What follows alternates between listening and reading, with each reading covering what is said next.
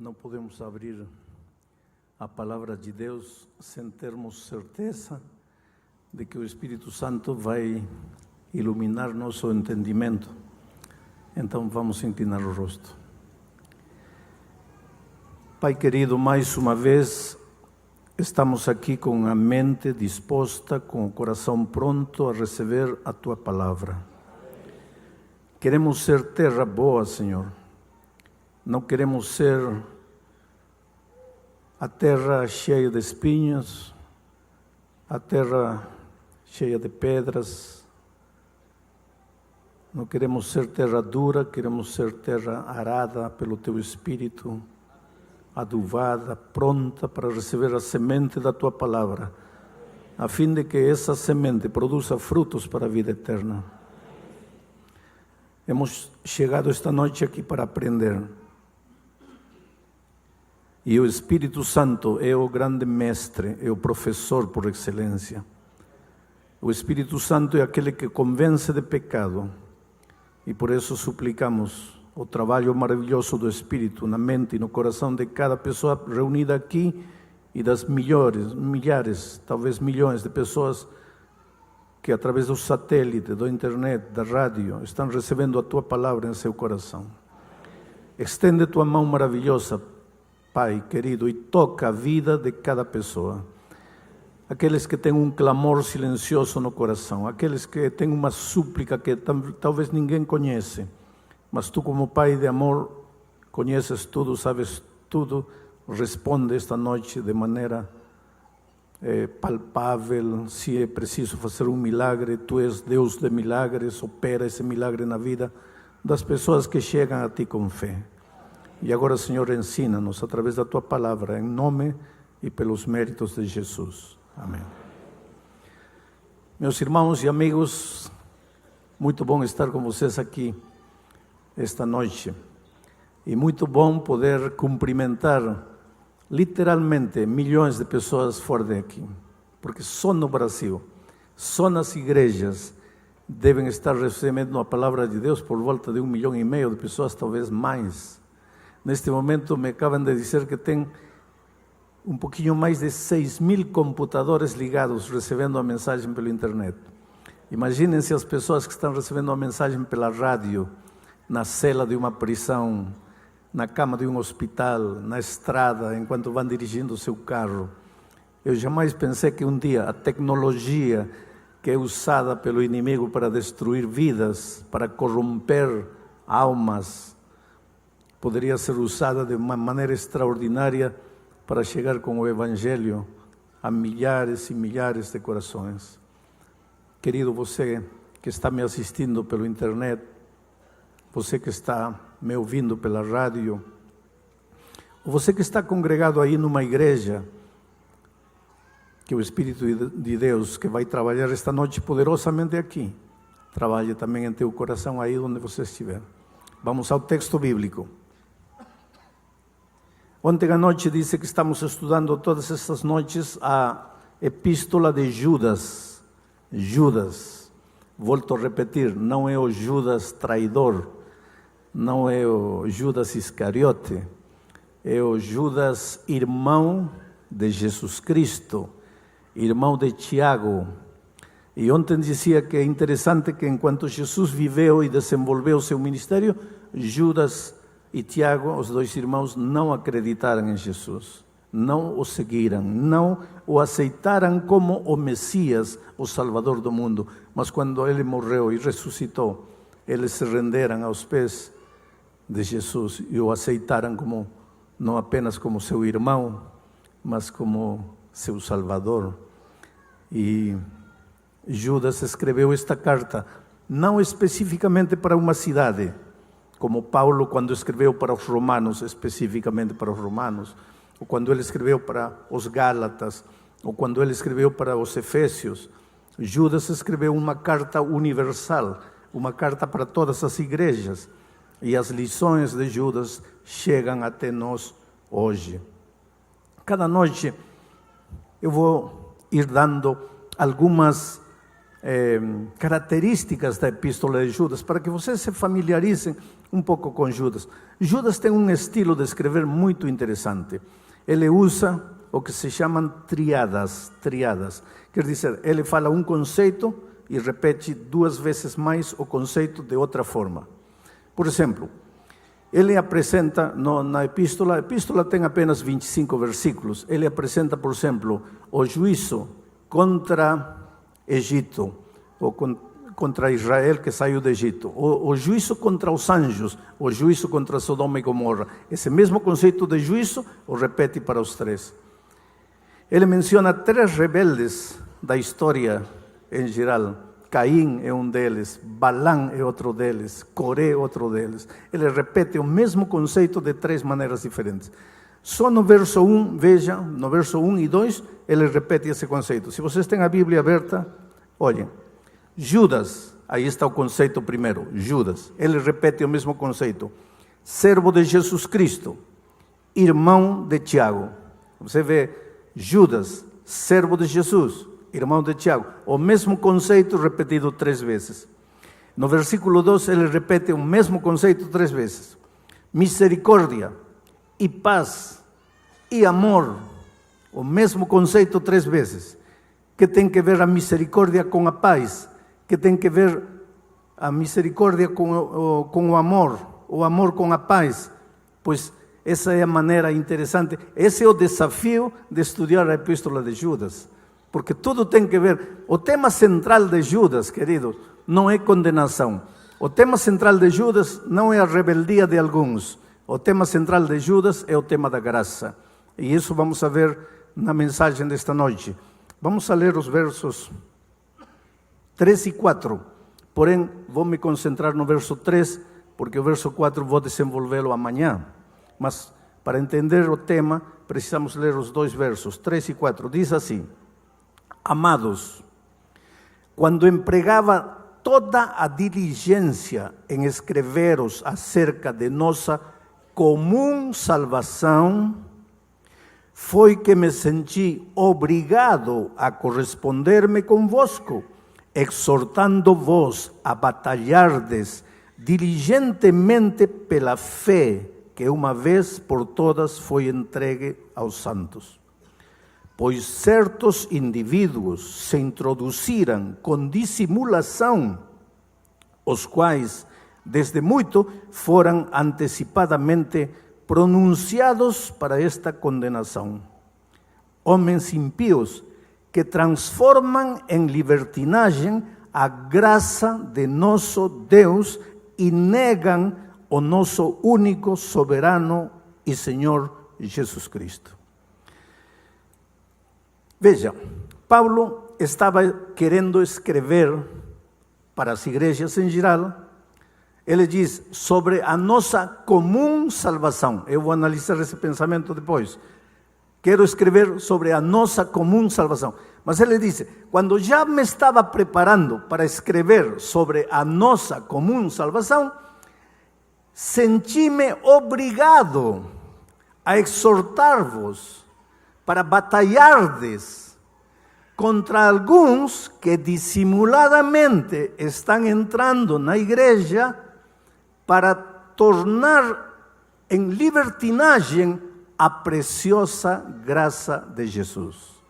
Por isso digo que o tema central da epístola de Judas é o tema da graça. Gente que entrava na igreja, não tinha entendido o que era graça e queria desfigurar a maravilhosa graça de Cristo.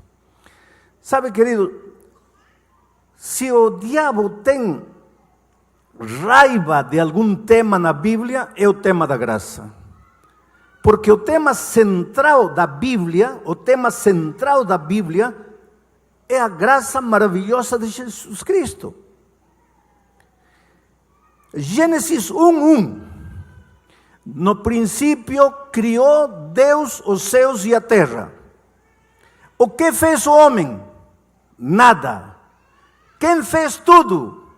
Deus. Quando? No princípio. Para quem fez? Para o homem. Que faz o homem? Nada. só recebe. Deus faz tudo, o homem só recebe. Gênesis 1:1, tema central. Não é a criação, é a graça. Descreve a criação, mas o tema é a graça. O homem não faz nada, Deus faz tudo. Apocalipse 22:21, o último verso da Bíblia. Tem a Bíblia aberta? O que diz Apocalipse 22:21? E a graça do Senhor Jesus Cristo seja com todos vocês. Gênesis 1:1, graça. Apocalipse 22:21, graça. E o tema da graça vai passando página por página, como um fio vermelho, página por página. Você pode encontrar o tema da graça desde Gênesis, desde o princípio, depois quando o homem peca, quando se veste de folhas de figueira e não sabe o que fazer, e um cordeirinho é sacrificado, e o sangue do cordeirinho é derramado, e com a pele do cordeiro se soluciona o problema da nudez do ser humano, tema da graça. Quando Israel sacrificava todos os dias um cordeirinho, esse cordeirinho simbolizava o cordeiro de Deus que tira o pecado do mundo. O tema central, a graça. Tem cristãos lindos, maravilhosos, sinceros. E talvez nesse momento alguém deles está me ouvindo aí, ou talvez alguém está sentado aqui. Tem cristãos maravilhosos, filhos de Deus, que acreditam que a salvação no Velho Testamento era pela obediência à lei de Deus, que o ser humano se salvava pela lei. E que no Novo Testamento o ser humano se salva pela graça. Oh, queridos, isso não é verdade. Porque no Velho Testamento o ser humano se salvava unicamente pela graça. E no Novo Testamento se salva unicamente pela graça. Não existe salvação pela obediência. Não existe salvação pelo bom comportamento. Não existe salvação pela boa conduta. O tema central da Bíblia é o tema da graça. E o que é graça? Para você entender graça, tem que saber que a palavra graça está relacionada com uma palavra que é muito comum, que todos conhecem, que é a palavra grátis. Grátis. Graça vem de grátis. Que coisa é uma coisa grátis? Você não paga nada. Você não faz nada. Você só recebe, é grátis, não paga. Não custa para você, porque alguém pagou, alguém sofreu. Mas para você não, você recebe grátis. Sabe por quê? É difícil aceitar o tema da graça. Sabe por que muita gente, por mais que você explica o tema da graça, não entende? E a prova são as perguntas que chegam no chat, ontem à noite. E eu sei que hoje também vão chegar toda semana. E eu viajo por tanto país no mundo, e onde quer que eu vá, sempre tem uma carta que chega às minhas mãos, sempre tem alguém que chega com a pergunta: pastor, se eu cortar o cabelo, me salvo? Pastor, se eu comer tomate, me salvo? Se eu for para lá, me perco? Pastor, sabe que parece uma obsessão. Uma obsessão. Como cristão, relaciona sua salvação com aquilo que faz ou com aquilo que não faz. Não consegue se libertar. Está pensando sempre: me perco, me salvo, se eu faço, se eu tomo, se eu vou, se eu corto, se eu uso, se eu visto. Não consegue se libertar disso. Oh, querido, a salvação, e por favor não se assuste com o que vou dizer, a salvação não tem nada a ver com o que você come, com o que você veste, com o que você faz, com o que você não faz, porque a salvação é por graça. e graça, vem da palavra grátis, você não paga nada, você não faz nada, você só recebe. Agora vai me dizer, pastor, então posso comer, posso viver, posso fazer o que quero? Não, esse é o tema de amanhã, porque esse é o tema do verso 4, que eu disse que vou estudar amanhã. A graça não é libertinagem. Porém, o primeiro passo, o que quero construir esta noite, é o fato de que, por favor, separa a salvação de obras, separa a salvação de comportamento, separa a salvação de conduta. E aqui está a mensagem maravilhosa desta noite, querido. Não importa quem é você, não importa o que você está fazendo, não importa como você vive, não importa quão longe você foi, não importa quão fundo você caiu, não importa quão amarrado você está a alguns vícios, alguns hábitos dos quais você não pode se libertar. Há esperança para você.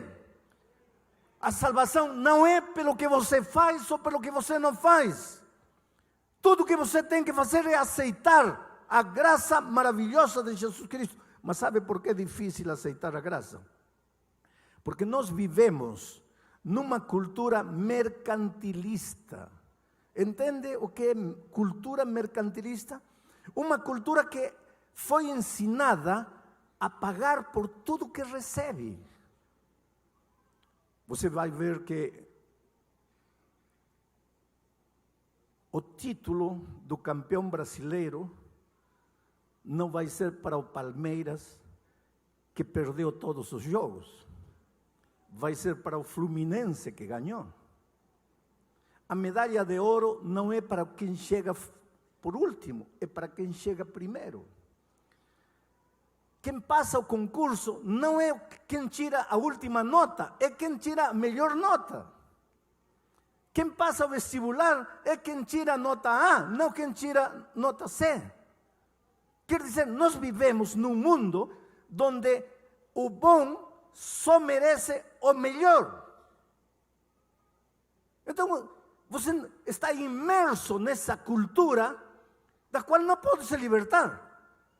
E quando você transfere sua cultura, porque seu cristianismo não deixa de receber a pressão da cultura.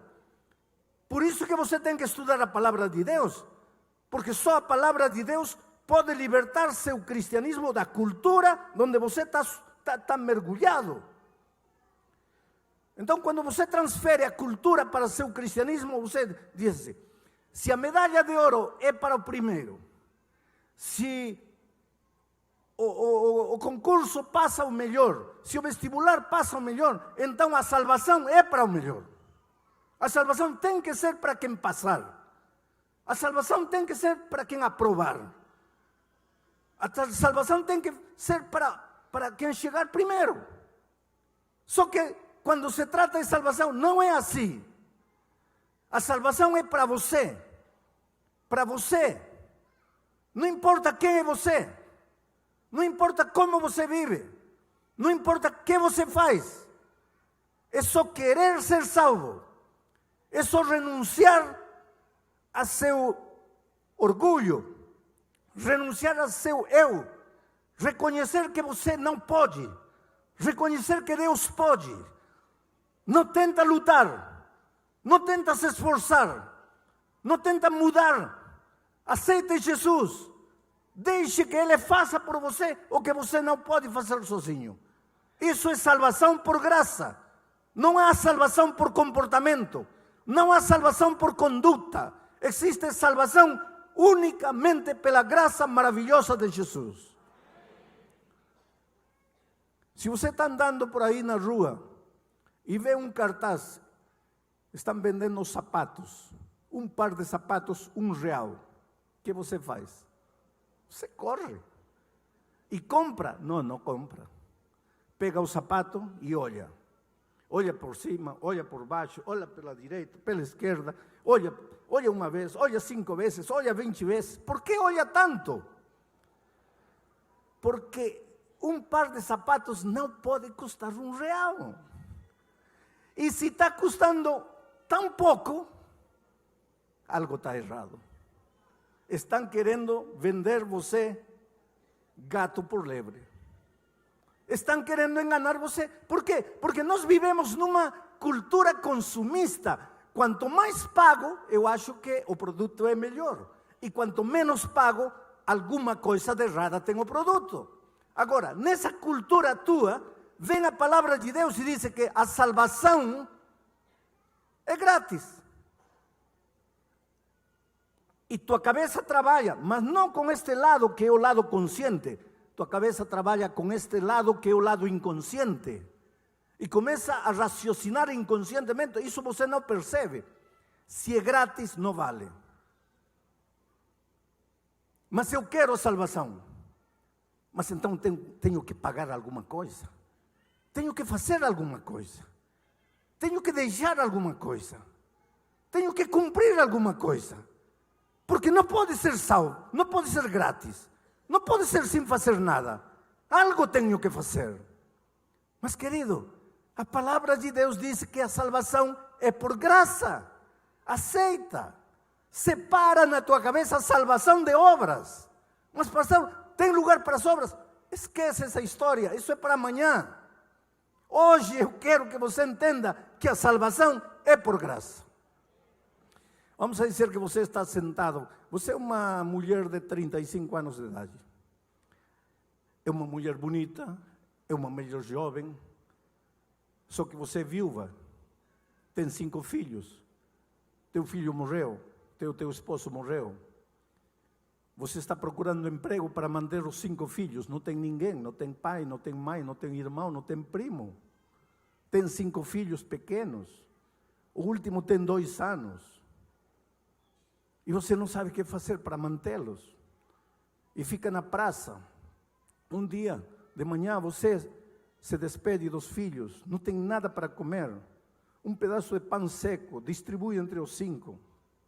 E fala para eles, para o mais velho de 10 anos: filho, fica cuidando de teus irmãos. Eu te prometo, eu vou voltar à tarde, mas eu vou trazer pão, vou trazer leite. Aguenta, segura aí, cuida de teus irmãos. E você sai para trabalhar, procurar emprego. E bate uma porta, bate outra porta, bate outra porta. Não tem dinheiro nem para o ônibus, a pé. 3 da tarde. Teus pés já estão doendo de tanto caminhar. Tuas mãos já estão doendo de tanto bater portas. Nenhuma porta se abre. Agora você está sentada na praça. Teus pés doendo. Mas o que te dói mais é o coração. Porque você prometeu a seus filhos chegar à tarde trazendo pão e leite. Mas você está aí sem dinheiro. E levanta os olhos para o céu e diz: meu Deus, o que faço com minha vida? 5 filhos morrendo de fome, esperando por mim. Eu prometi levar alguma coisa e não tenho nada. E de repente, quando você está aí pensando, sem saber o que fazer, se senta lá no banco um homem que você nunca viu. Você olha para ele, inclusive você se retira um pouco mais para o canto.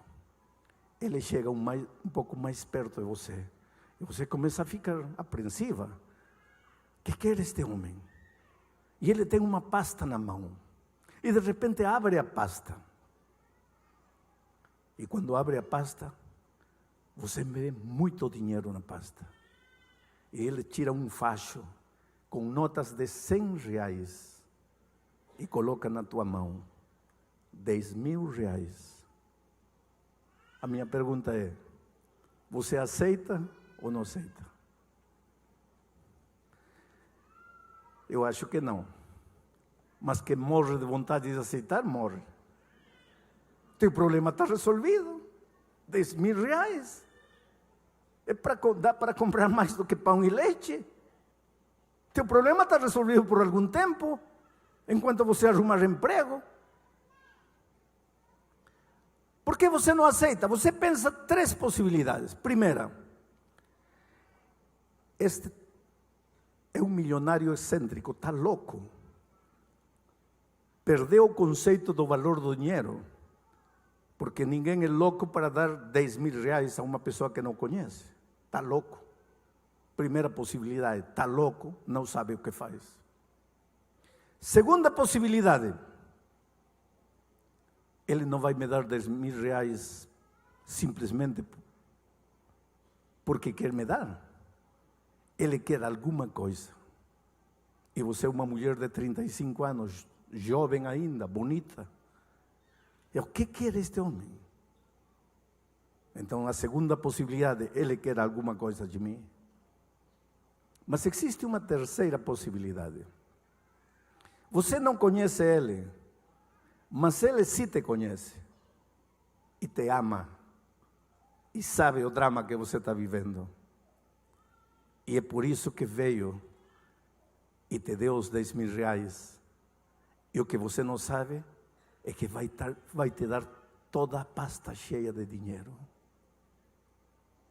Agora vamos pensar, vamos transferir esta ilustração para a vida espiritual. Queridos, nós um dia estávamos na praça da vida.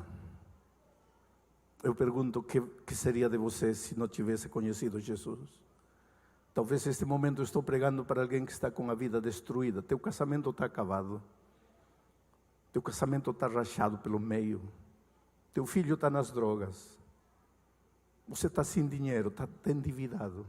O pior, você carrega mágoas profundas na tua vida. Você está em estado depressivo. Você acha que não vale a pena viver. Você muitas vezes se perguntou para que chegou a esta vida, para sofrer. Você não sabe de onde vem, não sabe para onde vai. Tem noites que não consegue dormir. Você já tem errado tanto na vida que agora o sofrimento presente você acha que é consequência dos teus erros passados. Você está sentado na praça da vida, sem saber o que fazer, sem saber para onde ir. E de repente aparece o Senhor Jesus e não te entrega 10.000 reais. Te entrega a salvação. E sabe o que a salvação é? Querido, a salvação, pena que muitos cristãos achamos que a salvação é unicamente a salvação futura. Quando Cristo voltar, a vida eterna, o perdão dos nossos pecados. Mas não sabemos que a salvação é um pacote. Quando a salvação chega à tua vida, chega a bênção divina, a prosperidade, chega a saúde, chega princípios, chegam valores, chega a restauração de teu casamento, chega a restauração das tuas virtudes, tua família fica mais unida. É verdade que as consequências eternas da salvação virão quando Cristo voltar. Mas nesta terra, quando você aceitar Jesus, já começa a usufruir as bênçãos da salvação. Se esta noite você entregar seu coração a Jesus, tua vida vai mudar. Escuta bem o que você está me ouvindo aí no computador. Você está sozinho aí. Tua vida acabada, destruída. Você não sabe o que fazer. Não é por coincidência, por acaso que você ligou o computador. O Espírito de Deus guiou você para aí. Talvez você estava passeando aí no teclado e chegou. O Espírito de Deus está falando no teu coração. Olha a tua vida, você não sabe o que fazer. Agora chega Jesus e te entrega não 10.000 reais, te entrega a salvação, restauração, novo começo. Quando você entrega o coração a Jesus, Ele toma nas suas mãos as páginas da tua vida que você escreveu, cheias de garabatos, cheias de rabiscos horríveis. Ele toma essas páginas e as queima e te entrega uma página em branco para você escrever uma nova história. Hoje você pode nascer de novo. Não importa como você viveu, não importa o que você fez, não importa quão horríveis são as coisas de teu passado. Esta noite o Senhor Jesus promete que se você lhe entrega o coração, você sai transformado numa nova criatura. Então você está sentado na praça da vida e aparece Jesus oferecendo-te a salvação. Por graça, não paga nada, você não fez nada.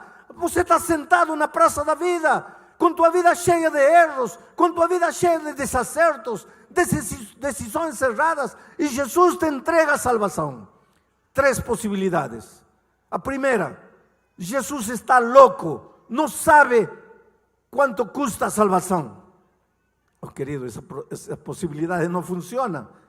Jesus não está louco. E como é que não sabe quanto custa a salvação? Se foi Ele que foi pregado na cruz, se foi a Ele que cuspiram no rosto, se foi a Ele que maltrataram, se foi a Ele que insultaram, como é que não sabe quanto custa a salvação?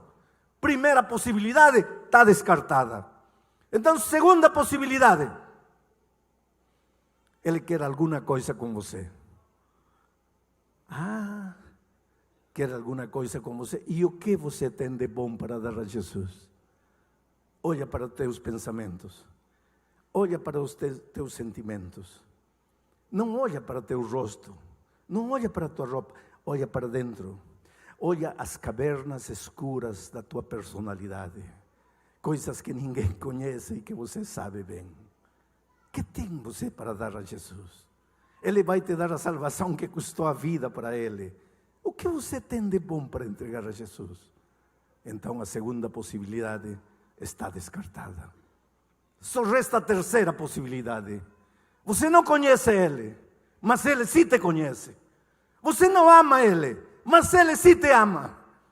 Você não sabe nada nem da tua própria vida, mas Ele conhece tudo o que acontece contigo e te ama muito. E é por isso que vem e te entrega a salvação de graça. Oh, querido, hoje é o dia de boa nova. Hoje é o dia de salvação. Não importa como você viveu. Não importa quem você é. Não importa o que você fez. Entregue seu coração a Jesus. Agora, Paulo diz assim, Judas diz assim. Vou voltar a ler o versículo 3. Amados, enquanto empregava toda a diligência em escrever-os acerca de nossa comum salvação, e salvação não existe sem graça, portanto, Judas estava querendo desenvolver o tema da salvação por graça, mas ele disse, enquanto eu estava querendo escrever do tema da comum salvação, da graça comum, agora quero que entendam uma coisa, existe a graça comum e existe a graça salvadora. Qual é a diferença? A graça comum vem da palavra comum, não de ordinário, sino de para todos, comum a todos, de comunitário. A graça comunitária, a graça comum, a graça que serve para todos. A graça para os maus, para os bons, para os que querem, para os que não querem, para os que aceitam, para os que não aceitam. A graça comum. Porque, queridos, antes do homem pecar, precisava de graça, não precisava de graça salvadora, mas precisava de graça comum. Porque sem graça comum não haveria vida. O homem pecou. Agora precisa de graça salvadora. Mas o mundo continua vivo porque existe a graça comum. Quando chove, chove para maus e para bons, para justos e para injustos. Quando a terra produz para quem crê e produz para quem não crê. A graça comum sustenta este mundo. Não fosse pela graça comum, o sol não sairia, estaríamos todos perdidos. Não fosse pela graça comum, este mundo não teria como sobreviver. Nós existimos, nós nos movemos, porque existe a graça comum. Você pode não crer, você pode ser um ateu, um racionalista, um agnóstico, mas você está vivo pela graça comum, porque a graça comum serve para todos os seres humanos, indistintamente do que creem ou do que não creem. Só que a graça comum não te salva dos pecados. Se você quer ser salvo, você precisa aceitar a graça redentora de Jesus. E que é a graça redentora de Jesus? O que Ele fez na cruz do Calvário. Todos nós estávamos condenados a morrer. Todos nós tínhamos pecado. Todos nós tínhamos que morrer. Não há justo nem sequer um. Mas o Senhor Jesus carregou sobre Ele todos os nossos pecados. E na cruz do Calvário morreu por nossos pecados. E é por isso que você não tem direito a morrer. É por isso que você não tem direito a viver se arrastando nesta vida. porque Jesus morreu para libertar você da condenação do pecado. Isso é graça salvadora. A graça comum serve para todo mundo viver, mas viver neste mundo, viver nesta terra. Mas para viver nos céus, para receber a vida eterna, você precisa aceitar a graça redentora de Jesus. Esta noite, vou contar a história de um homem que durante 40 anos disse não, não, não, não a Jesus. Seu nome é Luiz. Ele mora em Porto Velho. Num período de sua história, ele deixou de acreditar em Deus. Ele aceitou teorias filosóficas, teorias políticas, e achou que Deus não tinha lugar na sua vida, porque se Deus existia, era muito mau, como permitia tanta dor, tanta injustiça neste mundo. Esse mistério da dor vamos estudar uma destas noites. Então ele tirou Deus da sua vida. Mas graças que o Espírito Santo nunca deixa de trabalhar. Oh querido, eu não sei há quantos anos o Espírito de Deus está trabalhando em teu coração. Como gostaria de ter palavras exactas para dizer: filho, renda-se ao Senhor Jesus. Entregue-se ao Senhor Jesus. A vida não é vida sem Cristo. Você precisa da graça redentora de Jesus. E Luiz finalmente se entregou ao Senhor Jesus. A esposa dele também tomou a decisão de se entregar a Jesus. E esta noite, Luiz e Noeli entram ao tanque do batismo para selar seu pacto de amor com Cristo. E para dizer a Jesus: Senhor, de aqui para frente, nós queremos viver unicamente para